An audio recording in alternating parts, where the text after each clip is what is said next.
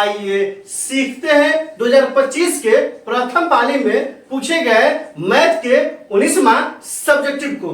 दोस्तों आप यहाँ देख रहे हैं ये सेटे का 19वां सवाल है। यदि tan थीटा बराबर 5 बटा में 12 हो तो sin theta plus cos theta का मान ज्ञात करें। दोस्तों डिस्क्रिप्शन में क्या किया है, 3 प्लेलिस्ट लगा दिया है। पहला प्लेलिस्ट है 2025 के प्रथम पाली में पूछे गए मैथ के सवालों का। दूसरा प्लेलिस्ट है बिहार बोर्ड द्वारा जारी मैथ के मॉडल सेट का।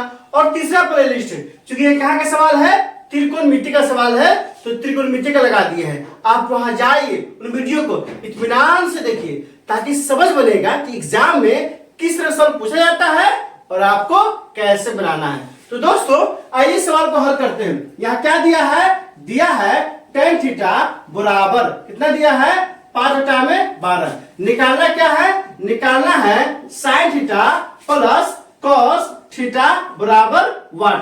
मतलब क्या है दोस्तों, tan थीटा का मान 5 बटा में 12 दे दिया है और sin theta plus cos theta का मान निकालना है। तो क्या होता है दोस्तों, tan थीटा का फॉर्मूला क्या होता है, तो फॉर्मूला होता है लंब अब बटा में क्या होगा दोस्तों, आधार बराबर क्या हो जाएगा 5 अब बटा में 12। यहाँ से किसका मान निकल गया, यहाँ से मान निकल गया लंब का। लंब बराबर कितना आ गया दोस्तों, 5 आ गया और आधार बराबर कितना आ जाएगा, तो आधार बराबर आ जाएगा 12। निकालना क्या होगा दोस्तों, क्योंकि साइन है और कॉस है, तो साइन कॉस जब तक कर्ण नहीं पता हो साइन कॉस नहीं निकल सकता है। तो हमको क्या निकालना होगा, कर्ण निकालना होगा। किस फॉर्मूला से, ये बहुत ही मशहूर फॉर्मूला है। कौन सा फॉर्मूला है, फॉर्मूला है कर्ण स्क्वायर बराबर क्या होता है, लंब स्क्वायर प्लस आधार का स्क्वायर। अब ये बहुत ही मशहूर फॉर्मूला है।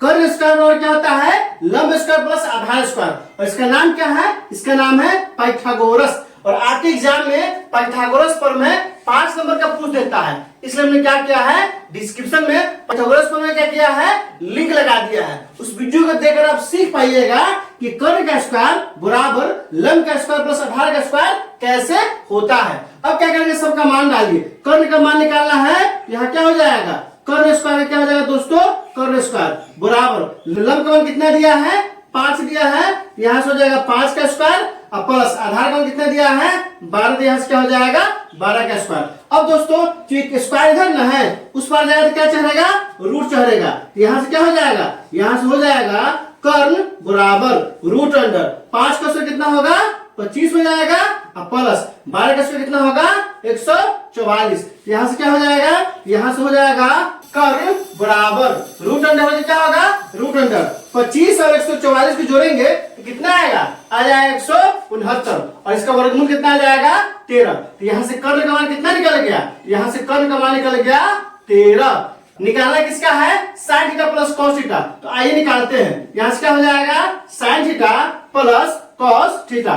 फॉर्मूला क्या होता है दोस्तों, तो sin थीटा बराबर होता है क्या होता है, लंब अब बटा में क्या होगा दोस्तों, तो लंब बटा में होता है कर्ण होता है। फिर क्या है, प्लस तो प्लस cos थीटा, तो cos थीटा क्या होता है दोस्तों, तो आधार अब बटा में क्या आता है, कर्ण आता है। क्या आता है दोस्तों, कर्ण।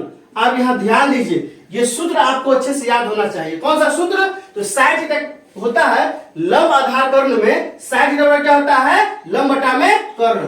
cos थीटा क्या होता है, आधार बटा में कर्ण। अगर tan थीटा पूछे तो क्या होता है, tan थीटा बराबर लंब बटा में आधार होता है। ये तीनों फॉर्मूला आप अच्छे से याद कर लीजिए। अब सबका मान डालिए। लंब का मान कितना है, तो लंब का मान 5 है। यहाँ से क्या हो जाएगा, यहाँ से हो जाएगा 5 अब बटा में कितना है दोस्तों, कर्ण। कर्ण कितना आया है 13, यहाँ से हो जाएगा 13 अब प्लस आधार कितना है, तो 12 है। यहाँ से क्या आ जाएगा 12 बटा में क्या आ गया दोस्तों 13। अब क्या करेंगे, करेंगे बटा भर के जोड़। 13 13 का लसा क्या आ जाएगा दोस्तों, 13 आ जाएगा। और कितना है 5 का 5 हो जाएगा अब प्लस 12 का 12। अब जोड़ देंगे तो कितना आ जाएगा, तो 12 5 17 अब बटा में 13। यही क्या हो गया, हमारा आंसर हो गया। अब क्या करेंगे, अतः करके लिख देंगे। क्या लिख देंगे दोस्तों, अतः sin theta plus cos theta कितना आ गया, तो 17 बटा में 13 आ गया। यही क्या हो गया, हमारा आंसर हो गया। दोस्तों अगर एग्जाम में आप इस तरह से बनाते हैं ना तो आपको पूरा का पूरा नंबर मिलेगा। इसलिए इसे कॉपी कलम से आप अच्छे से नोट कर लीजिए। दोस्तों इसमें कहीं कोई दिक्कत है, आप कमेंट करके हमें बता सकते हैं। क्या आपने सीख लिया? कमेंट करके बताइए, इंतजार रहेगा। वीडियो अच्छी लगी तो लाइक कीजिए, मेरे चैनल को सब्सक्राइब कीजिए, ज्यादा से ज्यादा शेयर कीजिए। बहुत बहुत शुक्रिया।